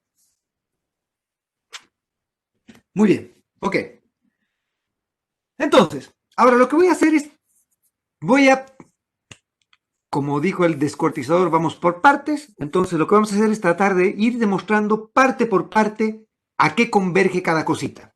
Vamos por la parte más trivial de la vida, que es el componente 1 de esta matriz, esta partecita de acá, que es t a la menos 1 medio la sumatoria de los U sub t's. Recuerden que los U sub t's son IID con esperanza 0 y varianza sigma cuadrado.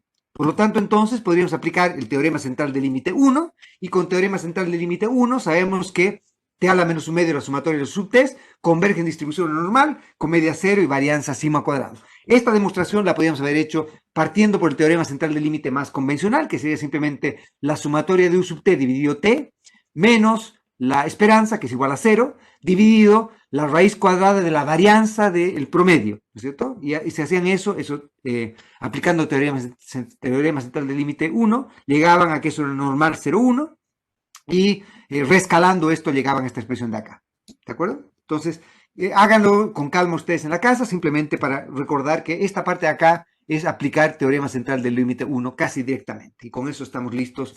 Por lo tanto, esta parte de acá converge a una distribución normal, ¿sí? Veamos ahora qué ocurre acá. Lo que ocurre acá es que lamentablemente acá tenemos una serie que depende de un t a la menos 3 medios. Y lo que estoy haciendo acá es crear un promedio, una sumatoria, de una variable que simplemente adopta esta forma. Es t chiquito dividido t grande por U sub t. ¿Sí? Entonces quiero que veamos qué propiedades tiene esta variable acá. T chiquito dividido t grande por U sub t. Para cualquier valor de t, la esperanza de esta expresión es igual a 0, ¿sí? Y la varianza va a ser simplemente, dado que la esperanza de esto es 0, va a ser simplemente la esperanza de esto al cuadrado, que es simplemente, dado que la única fuente de incertidumbre es el U sub t, va a ser simplemente sigma cuadrado por t cuadrado chiquito sobre t grande, ¿no es cierto? Y por lo tanto, obviamente, lo que ocurre es que la varianza acá cambia con el tiempo. Por lo tanto, yo no voy a poder aplicar directamente teorema central del límite 1 para evaluar distribución asintótica de esta variable aleatoria. ¿Ok? Pero una gracia que sí tiene es que obviamente la covarianza entre esta variable aleatoria y la misma variable aleatoria, pero en otro periodo, va a ser igual a 0 porque los u sub t y los u sub s no están correlacionados. ¿Sí? Entonces yo tengo que las series no están correlacionadas, tienen varianza distinta, tienen esperanza igual a 0. Entonces, lo que voy a tratar de hacer ahora es tratar de mostrarles cómo podría aplicar teorema central del límite para este caso. ¿Ok? Entonces, partamos por las cosas obvias de acá. Si yo sacase el promedio de las varianzas, acá, perdón, esta debería ser t chiquita, no debería ser t grande acá. Sí, debería ser t chiquita. Si yo sacase el promedio de las varianzas para esta variable aleatoria, el promedio de las varianzas va a ser simplemente, yo sé que cada varianza es sigma cuadrado por esta expresión de acá, y por lo tanto cuando yo saque el promedio de esto va a ser simplemente sacar la sumatoria de esto dividido por t, entonces puedo sacar un t cubo aquí, ¿sí? Porque tengo t cuadrado dividiendo por este t, voy a tener un t cubo. Sigma cuadrado no depende de t, por lo tanto sale de sumatoria y me queda simplemente la sumatoria de los t cuadrados dividido t cubo. Pero otra vez, nuestro viejo y fiel amigo que nos ayuda y nos rescata, sabemos que la sumatoria de t al cuadrado dividido t cubo converge a un tercio. Y por lo tanto entonces, esta expresión converge a sigma cuadrado tercios. ¿Sí? ¿De acuerdo? Por lo tanto, entonces, yo puedo demostrar, dado que los u sub t son IID con esperanza cero y varianza sigma cuadrado, entonces tiene que ser el caso que los promedios de los u sub t cuadrados tienen que converger a lo que convergería la varianza, el promedio de las varianzas. ¿Están de acuerdo? Que es sigma cuadrado tercios. ¿Sí? Por lo tanto, entonces, se puede demostrar, dado que los u's no están correlacionados, aplicando teorema central del límite nuevamente, se puede demostrar que si yo le saco t a la menos un medio de esta nueva variable que tengo acá, esto debiese converger en distribución a una normal con esperanza cero y varianza justamente sigma cuadrado tercios. ¿Ok? La demostración está paso a paso en Hamilton. No quiero privarlos del encanto de descubrir esto por ustedes mismos y de repasar además teoría asintótica que vieron en econometría de pregrado. ¿Ok? Por lo tanto, entonces, lo dejamos de este modo. Entonces, lo que tenemos entonces es que este término de acá converge a una normal también. Por lo tanto, entonces, y esta es la última parte que faltaría por demostrar, es que esta parte de acá, el componente 1 de este vector, converge a una normal, 0 sigma cuadrado. Esta parte de acá converge a una normal, 0 sigma cuadrado tercios. Y lo que me faltaría es mostrar que la covarianza entre estos dos procesos es justamente sigma cuadrado medios. ¿Por qué? Porque lo que estoy diciendo acá es que la matriz de varianza y covarianzas de la distribución multivariada de estos dos procesos va a ser una normal bivariada con esperanza cero, es decir, esperanza cero acá y esperanza cero acá, y la matriz de varianza y covarianzas va a ser sigma cuadrado por Q, donde Q era esta nuestra expresión. Vean que este Q otra vez aparece y va a aparecer muchas veces este Q.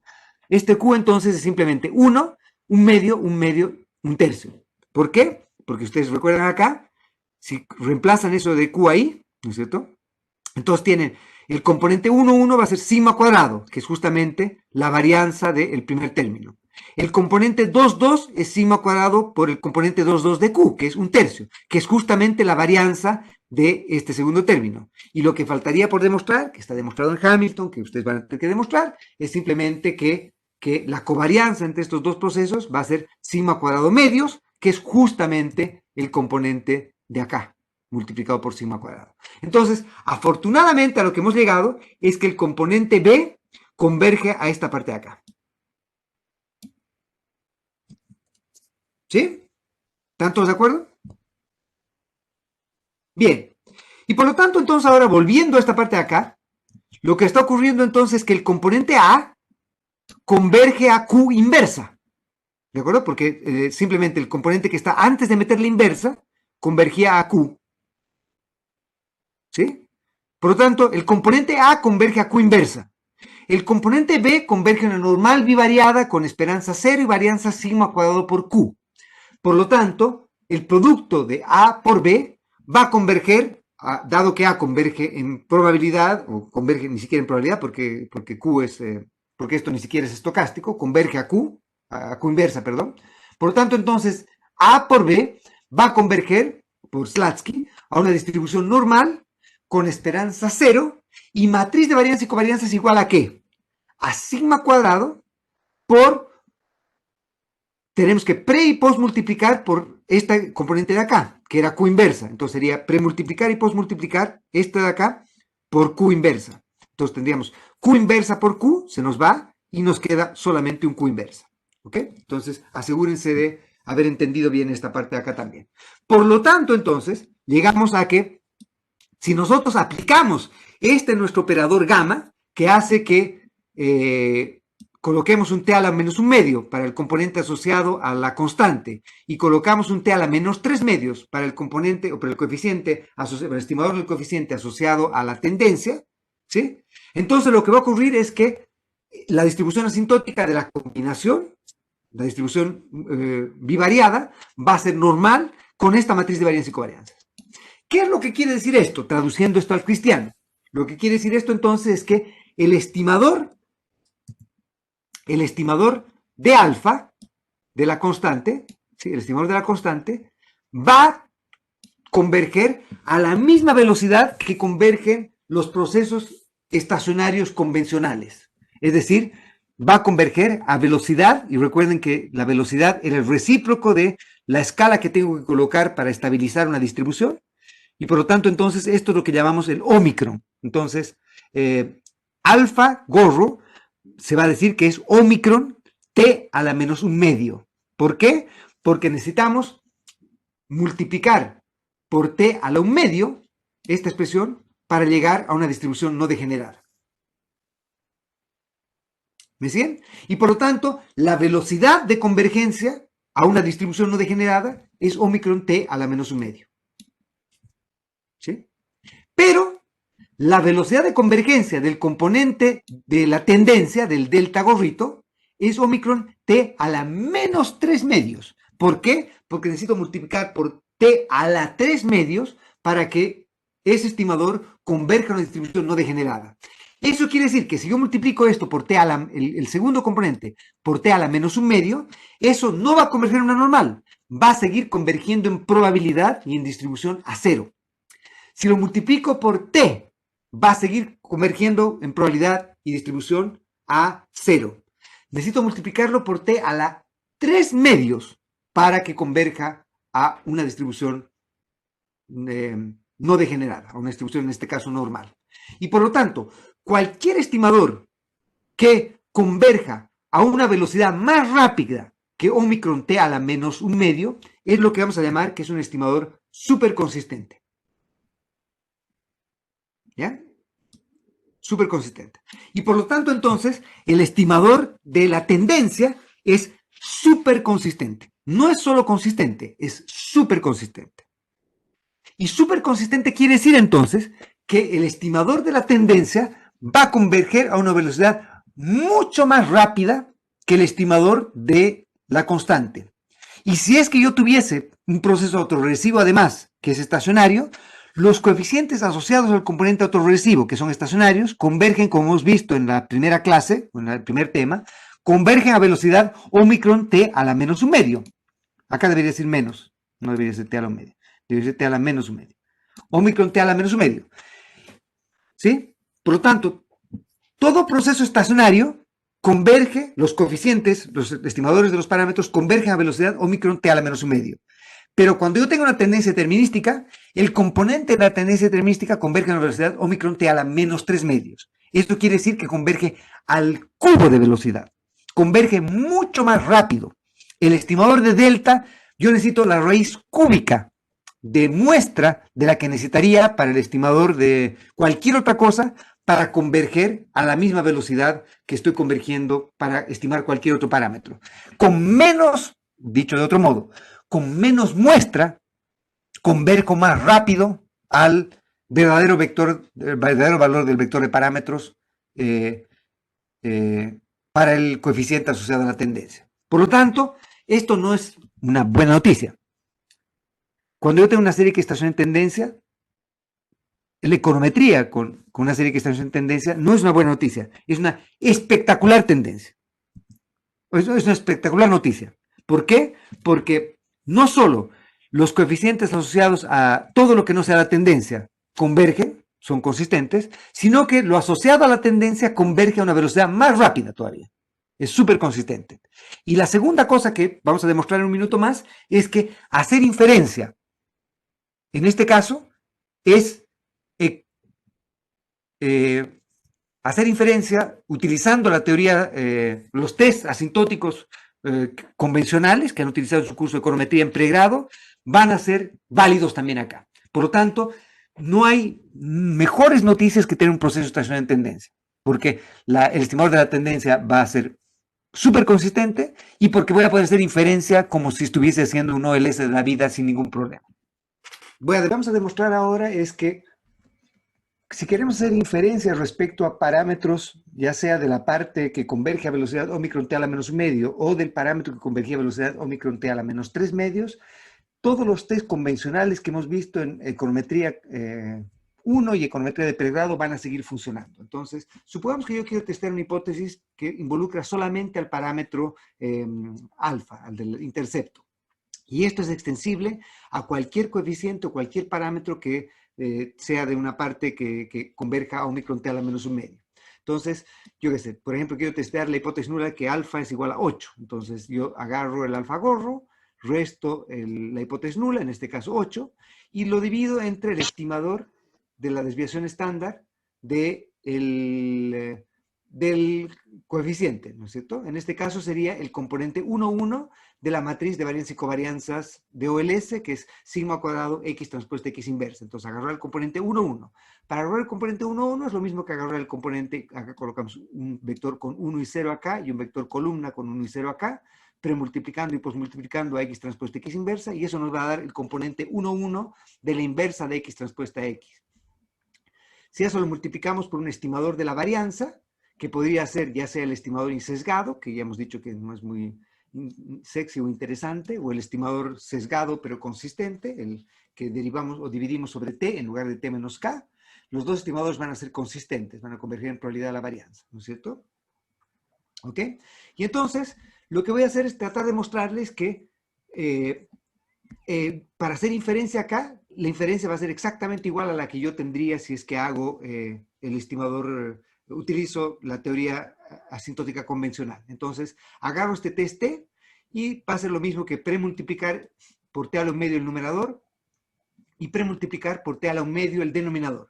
Pero premultiplicar por T a la un medio el denominador es lo mismo que multiplicar por T a la un medio acá, T a la un medio acá, y como acá tengo un medio, entonces T a un medio y medio por T a la un medio va a ser T, elevado a la un medio es T a la un medio, por lo tanto T a la un medio se va con T a la un medio.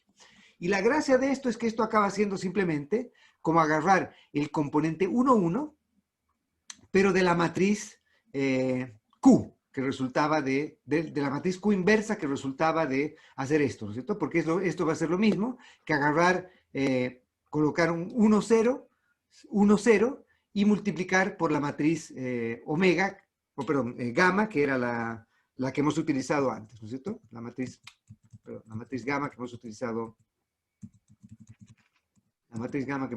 acá. ¿Sí? Esta de acá. Perdón, esta de acá. ¿Ok?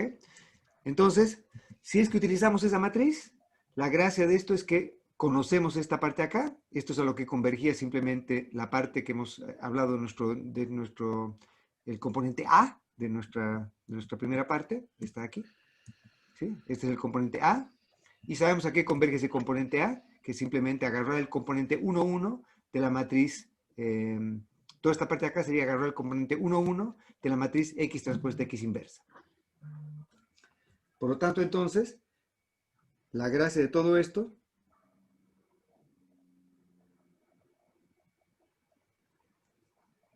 es que la gracia de todo esto entonces es que tenemos que todo el denominador va a converger a sigma cuadrado por la parte de acá, y todo este componente de acá, que no es esto aquí, sería todo esto de acá, converge simplemente al componente 1, 1 de la matriz Q inversa. Llamemos a ese Q supra 1, 1, ¿sí? Como tenemos que sacarle la raíz cuadrada, entonces esto va a converger a simplemente, acá debería ser sigma nomás debería ser, no debe ser sigma cuadrado, el denominador debe ser sigma dividido la raíz cuadrada de Q1, 1. ¿Estamos de acuerdo? ¿Sí? Y por lo tanto, entonces, lo que quiero decir con eso es que numerador sobre denominador va a converger en distribución a una normal 0,1. ¿Por qué? Porque el numerador sabemos que converge, por lo que hemos visto antes acá, el numerador convergía a sigma cuadrado Q supra 1, 1, ¿sí? Y por lo tanto tenemos que multiplicar eso por, para sacar la varianza asintótica, tenemos que multiplicar por la raíz cuadrada de esto, que es justamente sigma cuadrado Q1, 1. Por lo tanto, esto converge en normal 0, 1. ¿Sí? ¿Todos de acuerdo? No sé si a alguien le quedó claro o a alguien le quedó alguna duda. ¿Nadie? ¿Todos? ¿Bien? Alguien está con un micrófono, pero vamos a tener que silenciar. Fernando está con el micrófono. Ya. Ok, ahora sí. ¿Estamos? ¿Todos ok?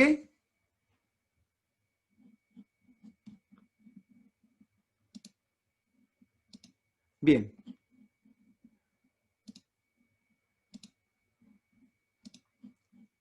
Entonces, lo que acabo de mostrar entonces es que si yo quiero hacer inferencias respecto a cualquier coeficiente que tenga que ver con la velocidad de convergencia t a la menos un medio, con Omicron t a la menos un medio, la teoría asintótica convencional va a funcionar. Ustedes me dirán, bueno, pero ¿qué ocurre con el delta? El estimador de delta convergía a una velocidad distinta, era Omicron t a la menos 3 medios. Entonces, bueno, ¿cómo haríamos test de hipótesis, por ejemplo, para testear la hipótesis nula que el crecimiento de la economía es del 3%, 4%?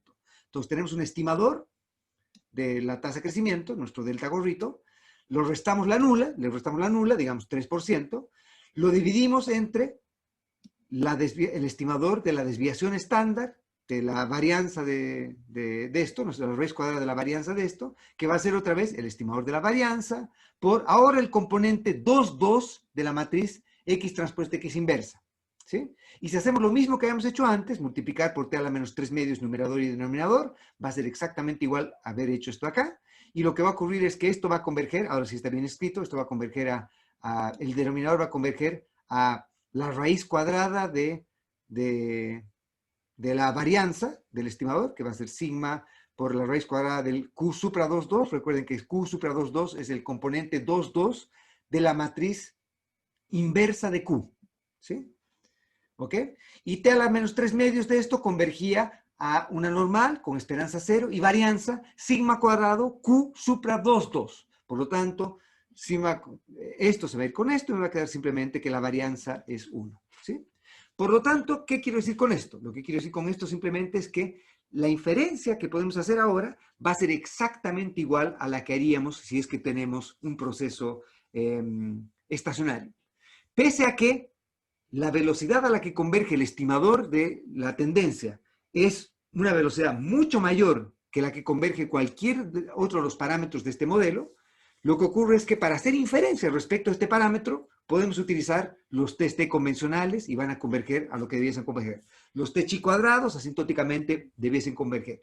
Todos los test de hipótesis lineal o no lineal, simples o compuestos, van a tener la misma distribución asintótica de toda la vida. Por lo tanto, esto se ha convertido en una fiesta espectacular. ¿Por qué? Porque tenemos ahora una manera de poder estimar los coeficientes de nuestros modelos, estimadores de los coeficientes de nuestros modelos. El estimador de la tendencia no va a ser solo consistente, sino que va a ser súper consistente. Va a tener una distribución que va a hacer que se converja más rápido al estimador del parámetro. Y además, si quiero hacer inferencia, puedo hacer un test T, puedo hacer un test chi cuadrado, puedo hacer todo del mismo modo que lo hacía toda la vida. Además, si los uso normales, puedo utilizar el test F, utilizar el test T. Si los U's no son normales o no conozco la distribución de los U's, me puedo apoyar en teoría asintótica y utilizo la distribución normal o la distribución chi cuadrado, dependiendo si es una hipótesis simple o es una hipótesis compuesta. Por lo tanto, entonces, todos los test de hipótesis son triviales de hacer. Y por lo tanto, afortunadamente, todo ha salido espectacularmente bien si tengo una serie que estaciona en tendencia. ¿Qué ocurría si es que yo, por ejemplo, tengo una serie en la cual Y depende de no solo la tendencia, sino que también depende de que tenga persistencia, que por ejemplo no ocurra que solamente dependa de un shock. Acá debería decir T menos P, debería estar como subíndice, no debería estar, está mal escrito esto, ¿no? Acá debería haber un Y T menos P. ¿Ok? Pero supongan entonces que yo tengo que es un proceso autorregresivo de orden P para tratar de caracterizar el componente cíclico de la serie, es decir, que tenga algo de persistencia, pero que por suerte el polinomio, la matriz F, asociada a la parte autorregresiva, sea tal que todos los eigenvalues del polinomio estén dentro del círculo unitario en módulo, ¿sí? O sea, los eigenvalues sean menores que 1 en módulo, ¿sí? Y por lo tanto, entonces, que una vez que yo removiese el componente tendencial, que es lo que hace que la serie sea no estacionaria, todo lo que me queda sea estacionario. Si es que eso ocurre, entonces, el parámetro asociado a alfa y todos los parámetros asociados, o los estimadores de los parámetros asociados a todos los componentes del componente autoregresivo, van a ser Omicron T a la menos un medio. Es decir, van a converger a la misma velocidad y van a hacer exactamente lo mismo que hacíamos en el curso de econometría en la primera parte, en procesos univariados de series de tiempo. Y lo que va a ocurrir es que el coeficiente asociado a la tendencia, ese va a ser Omicron T a la menos 3 medio. Ese va a crecer, ese va a converger a una velocidad más rápida que los otros, ¿ok? Pero si quiero hacer un test de hipótesis, de por ejemplo, testear que alfa más 2 veces delta menos 3 veces phi sub 1 igual a 8, el test que voy a hacer va a ser exactamente igual al que haría si es que hiciese un test de hipótesis convencional con teoría econométrica y asintótica convencional. Todo va a funcionar convencionalmente si es que yo utilizo ese proceso, ¿ok? Obviamente, la remoción de la tendencia acá es algo distinta si es que tengo persistencia. ¿Por qué? Porque en este caso, la tendencia de largo plazo de la serie no va a ser delta. ¿Por qué? Porque ahora lo que va a ocurrir es que si piensan un poco el ejercicio que les había dicho antes, de la serie está creciendo una tendencia dada, y lo que ocurre es que ahora si damos un shock, el shock va a tener algo de memoria. ¿Por qué? Porque hay algo de persistencia metida en el proceso autorregresivo y por lo tanto no va a volverse rápidamente o directamente a la tendencia a largo plazo, sino que vamos a tardar en llegar a la tendencia. ¿Cómo va a ser la dinámica en la que tardemos en llegar a la tendencia? Va a depender de cómo sea este polinomio de acá. ¿Ok? ¿De acuerdo? Y por lo tanto, entonces, la tendencia de largo plazo de esta serie no va a ser delta, sino va a ser lo que asumiríamos que sería la manera en que calcularíamos, entre comillas, momentos incondicionales de la serie. Entonces, que sería simplemente delta dividido 1 menos phi sub 1 menos phi sub 2, provisto que todos los phi sean tales que la matriz F nos entregue eigenvalues que estén dentro del ciclo unitario en módulo. ¿Ok? ¿Todos de acuerdo? Por lo tanto, entonces, hacer test de hipótesis y evaluar procesos que son estacionarios en tendencia es realmente un paseo en el parque porque todo resulta espectacular. No son buenas noticias, son espectaculares noticias. La teoría asintótica es distinta, pero para hacer tests las cosas no cambian. Hago los mismos tests convencionales que hago toda la vida, pero el añadido o el bonus track que tengo es que ahora el estimador de la tendencia va a ser súper consistente. ¿Qué ocurría si, por ejemplo, yo tengo una tendencia que es una tendencia cuadrática? Esto lo he presentado, yo lo he preguntado en algún examen antes, o sea que con alta probabilidad no sé si lo volvería a hacer. Pero quiero que piensen un minuto en este ejemplo. Supongamos que, por ejemplo, tengo una tendencia cuadrática, que la tendencia no es lineal, o que además de la tendencia lineal tengo una tendencia cuadrática. Lo que va a ocurrir ahora es que la matriz X transpuesta a X, en el componente asociado a la tendencia cuadrática, va a tener una sumatoria de t a la cuarta. De t a la cuarta. Y por lo tanto, el Omicron t a la menos 3 medios no me va a bastar para estabilizar este componente de acá, si tengo un t a la cuarta. Voy a tener que multiplicar esto o dividir esto por t ¿a la cuánto? ¿Alguien? Para estabilizar, si yo tengo una sumatoria de t a la cuarta, para estabilizar esa parte, a la quinta. Gracias, Jorge. Y por lo tanto, nuestra matriz gamma acá va a tener no t a la 3 medios, sino t a la 5 medios en el componente asociado a la tendencia al cuadrado y a la 3 medios en el componente asociado a la tendencia lineal. Y si tuviese una tendencia cúbica, ¿cuánto sería?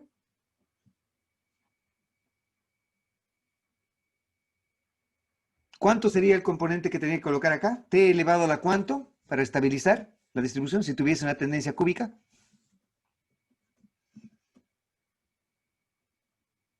No, no 6 medios, Jorge.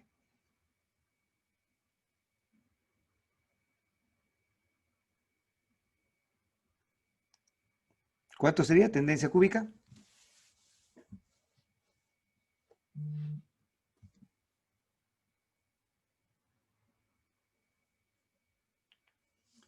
¿Nadie?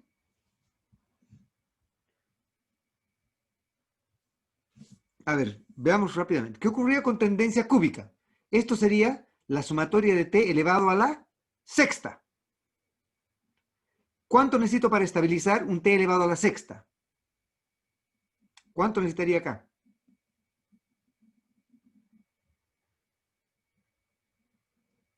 ¿Alguien? ¿Nadie? Séptima. Bien, Sebastián. Séptima. Por lo tanto, entonces, ¿qué tendría que venir acá?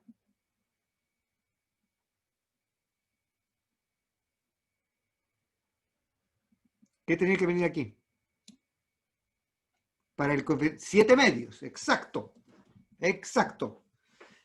Y entonces, si tuviese tendencias que son no lineales y con grados superiores al 1, t cuadrado, t cubo, t a la cuarta, t a la quinta, estos serían super, ultra, hiper, diper consistentes. No solo super consistentes, sino super, duper consistentes. Porque convergería a una velocidad, en el caso, por ejemplo, de tendencia cúbica, convergería a t a la séptima, que convergería en un grado 7 veces superior al que convergería cualquier parámetro convencional. Sería Omicron t a la menos 7 medios, el conveniente asociado a la tendencia cúbica. Y por lo tanto, obviamente, convergen en un santiamén, convergen rapidísimo. Entonces, polinomios con tendencias no lineales son un agrado de trabajar en el sentido de que vamos a recuperar, o replicar, o vamos a alcanzar consistencia mucho más rápido con los estimadores de esos parámetros. Y por lo tanto, si por ejemplo no hubiesen tendencias no lineales, bueno, vamos a converger a que esa tendencia debería ser cero, porque la velocidad a la que se converge es así de rápido. ¿Ok? Bien. Vamos entonces